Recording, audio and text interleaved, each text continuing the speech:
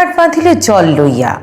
মূল বিভ্রাট কলের জলে বা জলের কলে যেখানেই হোক, প্রতিক্রিয়াটা ঘটিয়াছে ঘরে ঘরে।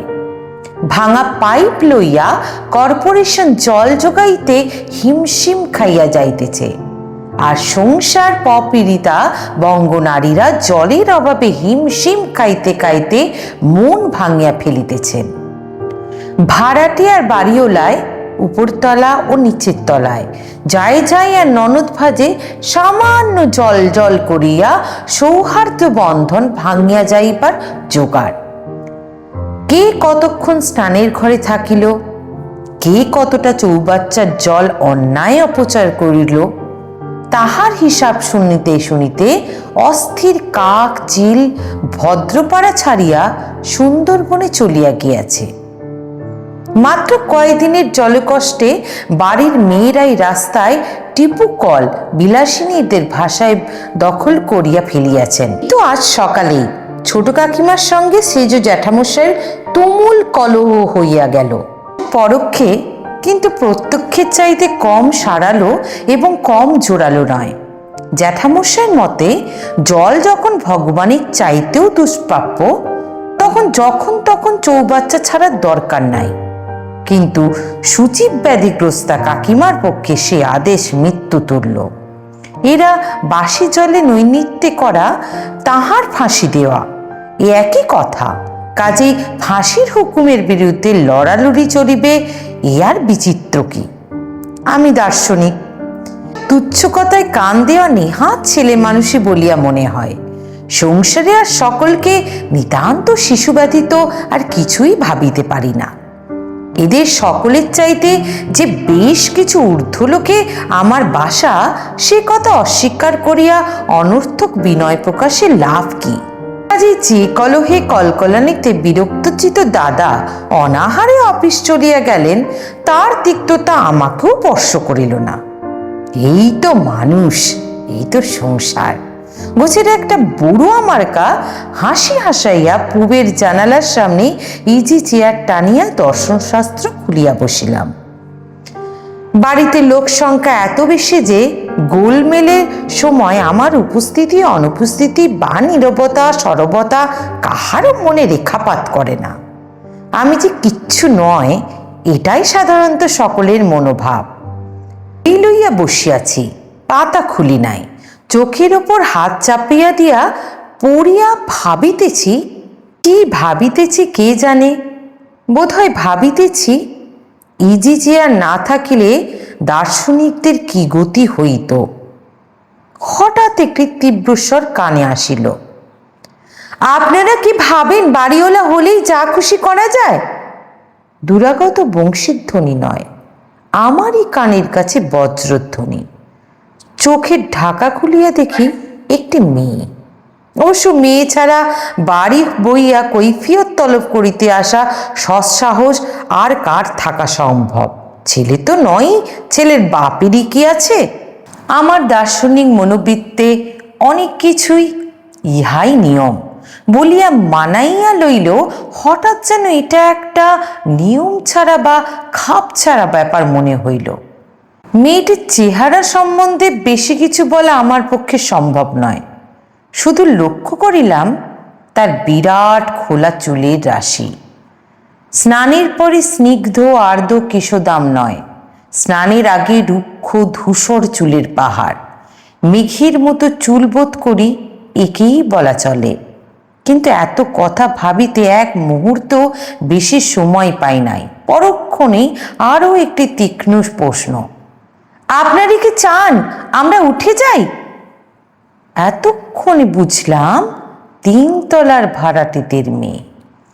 কতদিন ভাড়া আসিয়াছেন, কোনোদিন নিচের তলায় নামে কি না ভাড়াটে ভদ্রলোকের মেয়ে কি পত্নী, ভাইজি বা ভাগ্নি, কিছুই জানি না।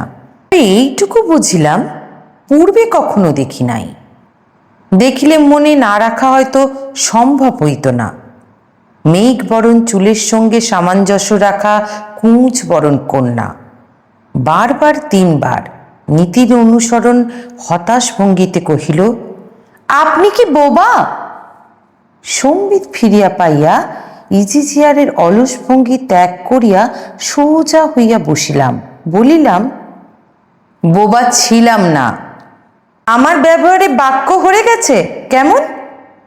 অসম্ভব নয়। কিন্তু সকাল থেকে এক ফোঁটা জল না পেলে কি অবস্থা হয় জানেন?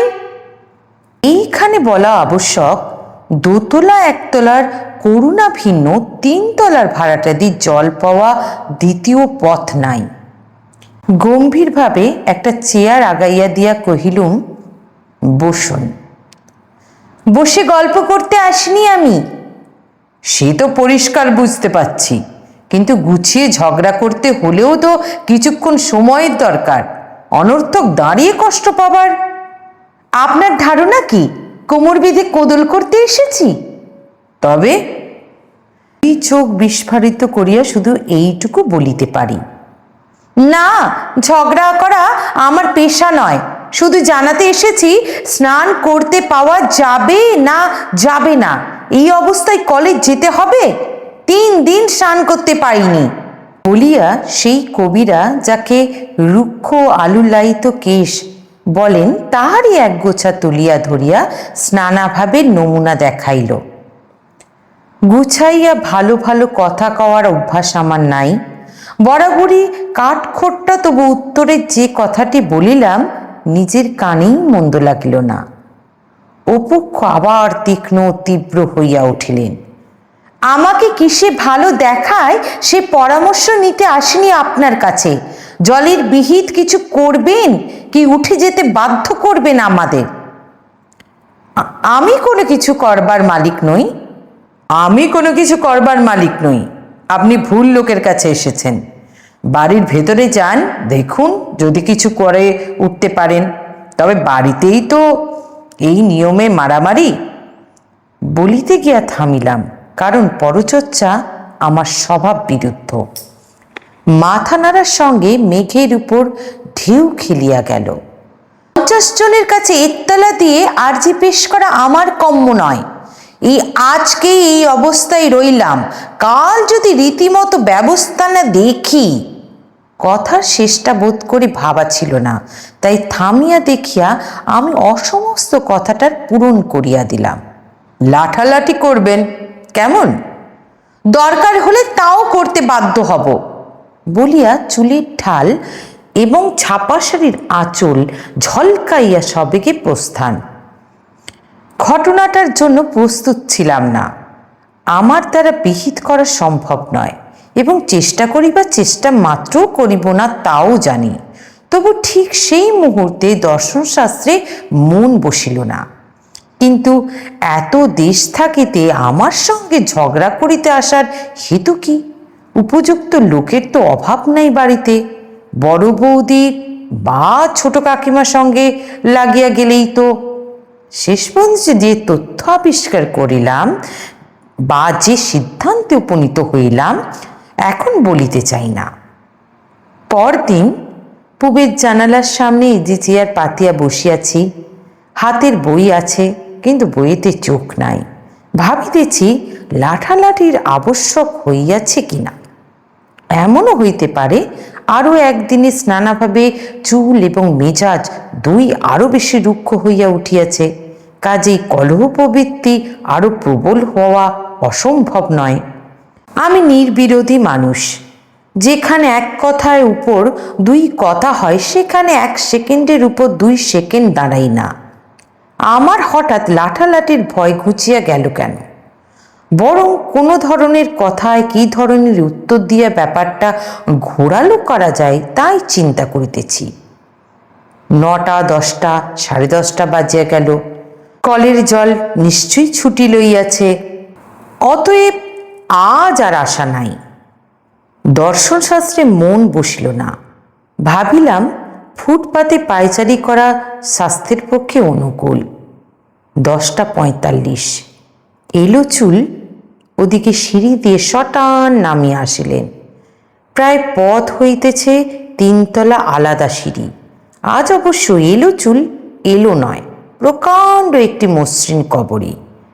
কেন জানি না বোধ করি হাড় জ্বালাইতে বলিয়া উঠিলাম, এই যে স্নান করতে পেরেছেন দেখছি। খাতা দুখানি বাগাইয়া ধরিয়া পেন্সিলের তলায় একটি তীক্ষ্ণ দর্শনের সঙ্গে জ্বলন্ত প্রশ্ন, লজ্জা করে না? কই, করছে না তো। আর কেনই বা করবে? গঙ্গা স্নান করে এসেছি আজ, জানেন? জানতাম না, জেনে সুখী হলাম। মেজাজ, মাথা এবং হিন্দুয়ানি সব দিকই বজায় থাকলো। ক্রুব্ধ কটাক্ষের সঙ্গে গট গট করিয়া প্রস্থান। কয়েকদিন কাটিয়াছে, কলের জল বা জলের কল আবার স্বাভাবিক অবস্থায় প্রাপ্ত হইয়াছে। চৌবাচ্চায় জলের অভাব নাই। যায় যায় ননদ ভাজে, শাশুড়ি বয়ে ব্যবহারের সমতা ফিরিয়াছে। কাকেরা সুন্দরবন হইতে ফিরিবার উদ্যোগ করিতেছে। কাজেই আশা করা যায় সেই কেশের রাশি বাসি হইতেছে না। কিন্তু আরো 2-4 দিন কর্পোরেশনের অক্ষমতা প্রমাণ হইলে ক্ষতি কি ছিল?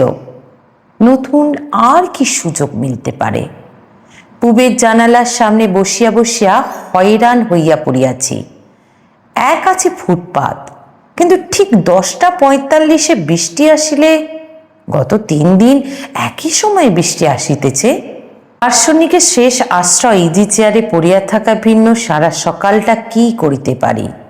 বেলা 1টার আগে ক্লাস নাই যে।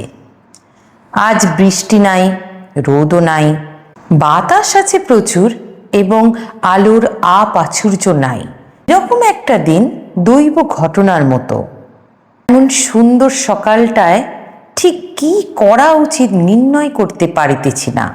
অথচ মনের মধ্যে কি যেন একটা অব্যক্ত বাসনা গুনগুন করিয়া ফিরিতেছে। এমনই চমৎকার একটি মহেন্দ্রক্ষণে হঠাৎ মা আসে আমার দুর্ভেদ্য দুর্গে হানা দিলেন। বোধ করি কথাগুলি ভাজিয়া আসিয়াছিলেন। প্রথম হইতেই তিরস্কারের সুর। হ্যাঁ রে, তোর তো সারা সকাল সময় থাকে, একদিনে বাজারটা করে দিতে পারিস না? এরকম আকস্মিক আক্রমণের জন্য অবশ্য প্রস্তুত ছিলাম না, কিন্তু দীর্ঘদিনের সাধনার অপ্রস্তুত হওয়া ছাড়িয়া অভ্যস্ত অবহেলার ভঙ্গিতে উত্তর দিই, না পারবার কি আছে? বাজার করাটা কি এমন শক্ত কাজ? তবে করিস না যে? দরকার মনে করি না। ওরকম বাজে কাজ করবার লোকের অভাব নেই বাড়িতে।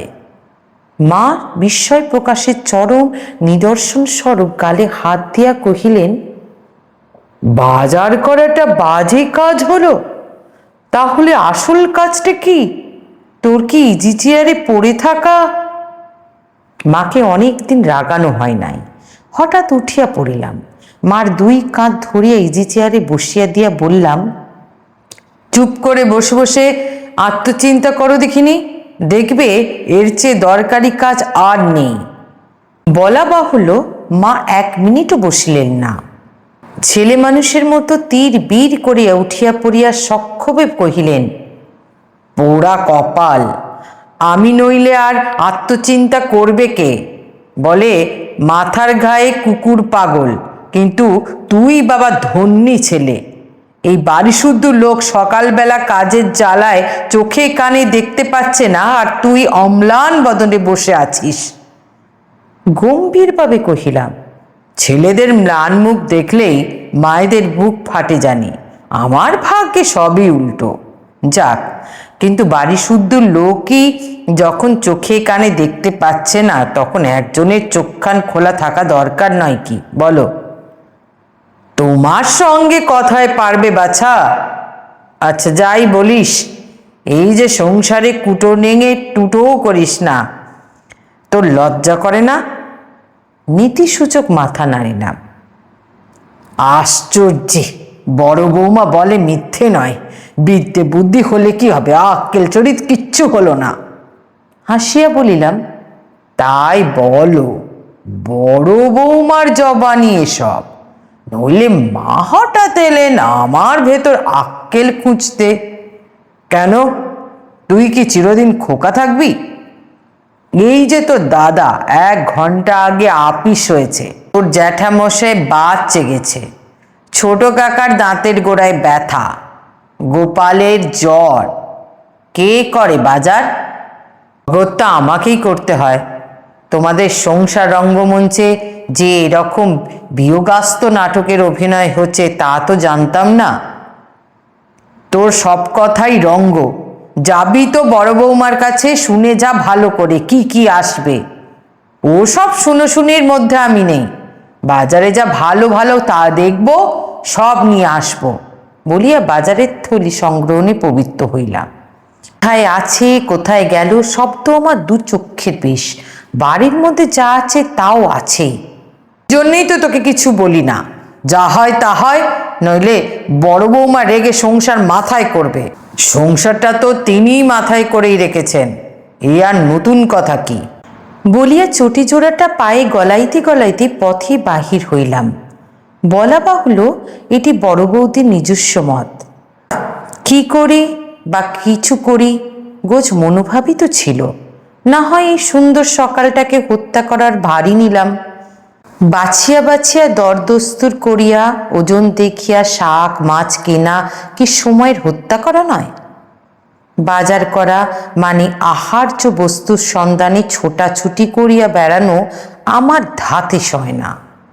তেলের অভাবে রান্না চড়িতেছে না, অথবা কয়লার অভাবে উনানে আগুন পড়িতেছে না, এহেন মর্মান্তিক ব্যাপার লইয়া আমার কানের কাছে ঢাক পিটাইলেও ইজি চেয়ার ছাড়িয়া উঠিবার কল্পনাও করি না। জানি একবেলা অন্যভাবে মানুষ মরে না। তাছাড়া নিশ্চিত জানি আমি না হইলেও কাজটা ঠিক হইয়া যাইবে, আর ভালোভাবেই হইবে। তবে কেন আর ঝুটমুট নিজের শক্তির অপচয় করি? বৌদি অবশ্য বলেন, পাতের গোড়ায় বাড়া ভাত পেলে সকলেই অমন সিদ্ধ পুরুষ বনিয়া থাকিতে পারে। তা বৌদি কাকে কি না বলে, কিন্তু পথে নামাইয়া যে প্রিন্টের শাড়ি ও পেল্লায় খোপার দর্শন পাইব, এ কথা কি দর্শনশাস্ত্রে লেখা ছিল? বাজারের থলি হাতে পথে দাঁড়াইয়া গল্প করিবার মতন অভদ্র ইচ্ছা আমার না থাকিলেও প্রিন্টের শাড়ির নাছোড় বান্দা। বাজারে যাচ্ছেন বুঝি? ফিরিয়া দাঁড়ানোর ভিন্ন উপায় কি? গম্ভীরভাবে প্রতিপ্রশ্ন করিলাম। দেখে কি মনে হচ্ছে নেমন্তন্নে যাচ্ছি?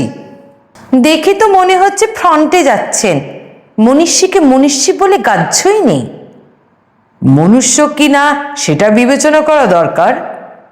তার মানে বলতে চান কি নিজেকে ছাড়া সকলকেই অমানুষ মনে হয় বুঝি? ঠিক তাই বা বলি কি করে। তবে থাক, হয়েছে। দয়া করে মানুষ মনে না করলেও কিছু এসে যাবে না। সরুন, কলেজে বেলা হয়ে যাচ্ছে আমার। যান, প্রাণ ভরে কুমড়ো কাঁচাকলা কিনুন গে। একবার ভাবিলাম বলি, ভদ্রে কলেজের অহংকার মটমট করিবার হেতু কি? কলেজে তো আমিও নিত্যই যাই, তবে পড়িতে নয় পড়াইতে। কিন্তু ছি, আমি যা তা তো আছি, অপরে আমাকে বাজারের থলি পাওক মাত্র ভাবিলে ক্ষতি কি? ইস, গট গট করে চলিয়া যাচ্ছেন। আসল কথাটা বলাই হলো না। আমরা উঠে যাচ্ছি বুঝলেন, টালিগঞ্জে বাড়ি দেখা হয়ে গেছে আমাদের।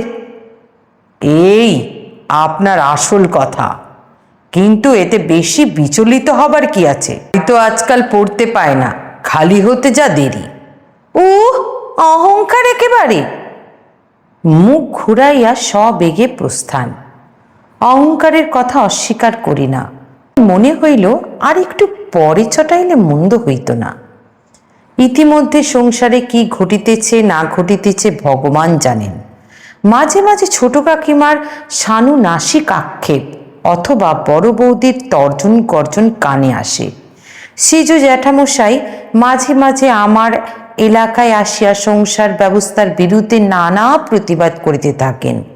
আমার মতামত জিজ্ঞাসা করেন এবং অবশেষে হতাশ চিত্তে আমাকে বলা ও দেয়ালকে বলাই যে কোনো প্রভেদ নাই, এই খবরটি জানাইয়া চলিয়া যান।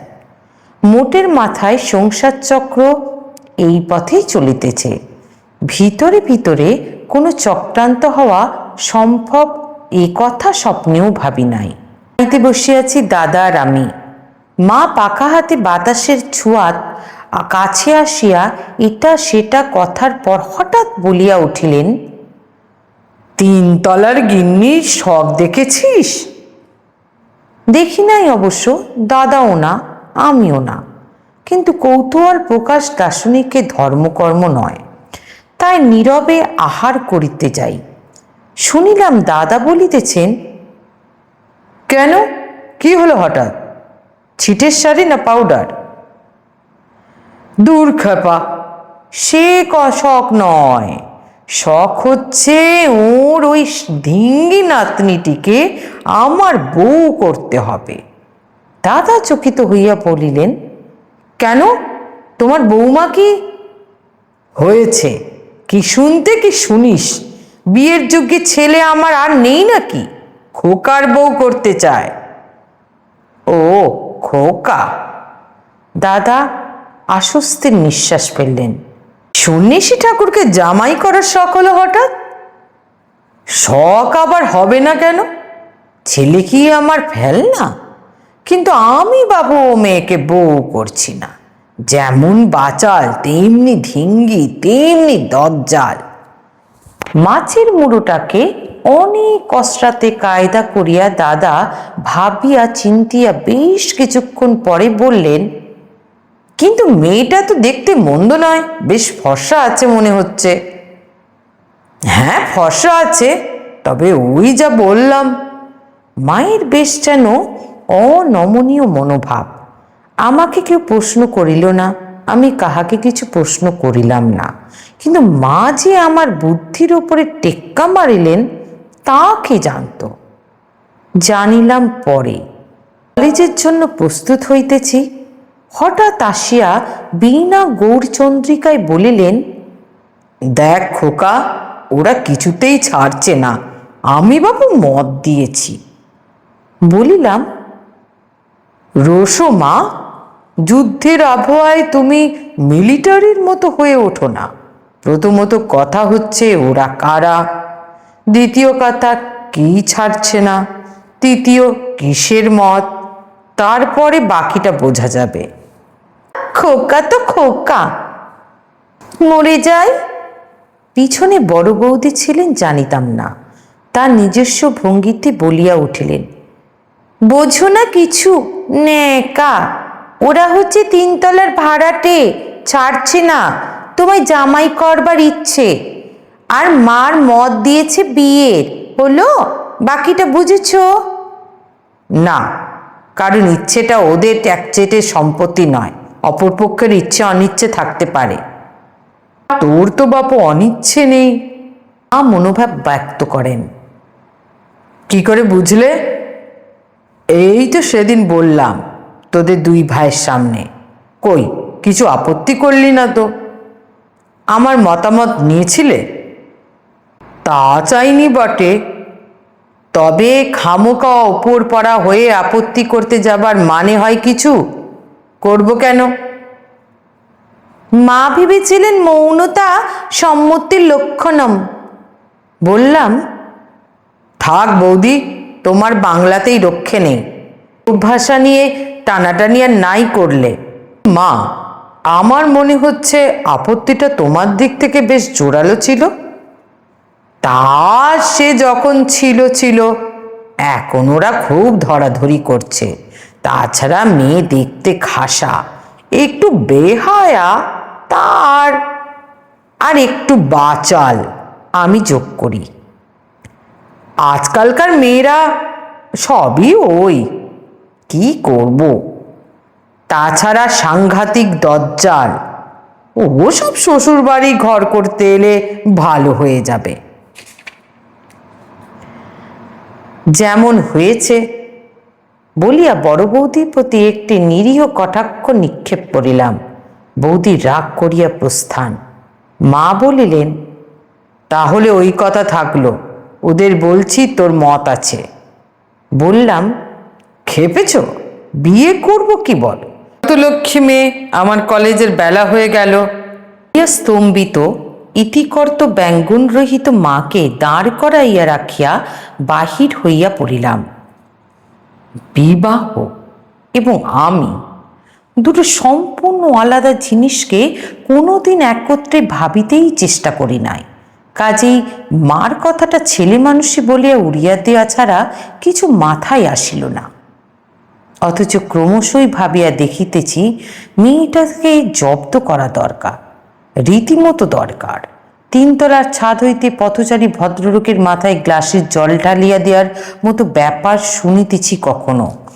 ভাঙা ধুতি পাঞ্জাবের অদৃষ্টে প্রায়শই এরূপ ঘটিতে থাকিলে দার্শনিক মহাপুরুষেরও ধৈর্যচ্যুত হওয়া অসম্ভব নয়।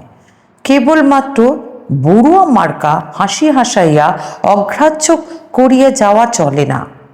শুধু কি জল, কাগজের টুকরো নয়, সাদা কাগজ নয়, লেখা কাগজই, উফ, বাহারি অহংকার, কিছুতেই দৃকপাত নেই। মাকে আসিয়া বলিলাম, মা, সত্যি যদি গ্যারেন্টি দিতে পারো দজ্জাল মেয়ে সায়স্তা করতে পারবে, তবে আমার। মা মুচকি হাসিয়া বলিলেন, তোর আপত্তির ভয়ে হাত পা গুটিয়ে বসিয়াছিলাম কি না, অর্ধেক বাজার হয়ে গেছে বিয়ে। আর কয়েকদিন পরে, দিনের নয় রাত্রে, দরজা জানলা ছিটকানিগুলো ভালো করে আটকাইয়া আসিয়া বিছানায় বসিলাম। বিছানার অপরাংশ জুড়িয়া সেই ফাজলি কেষ্ট মেয়েটা। বলিলাম, তোমায় কেন বিয়ে করেছি জানো? জব্দ করতে। ঘুমটার ভেতর হইতে তীব্র প্রতিবাদ, বিয়ে তুমি আমায় করনি, আমি তোমায় করেছি। কেন করেছি জানো? বাজি জিততে। বাজি? হ্যাঁ, তোমার ভাইজি ইলু বেট লড়েছিল। কাকা কখনোই বিয়ে করবে না, কাকার পছন্দসই মেয়েই নাকি পৃথিবীতে নেই। আমি বেট ফেললাম, ইচ্ছে করলে আমি বিয়ে করতে পারি, অনায়াসে। দেখলে তো পারলাম কি না? সে তো আমি নেহাত জীবে দয়া হিসেবে করলাম, তাই দেখলাম আমাকে বিয়ে করার জন্য হেদিয়ে মরছিলে। তার মানে? মানে স্পষ্ট, নইলে এত দেশ থাকতে বা দেশে এত লোক থাকতে কলের জল নিয়ে কোদল করতে আসার লোক পেলে না আর।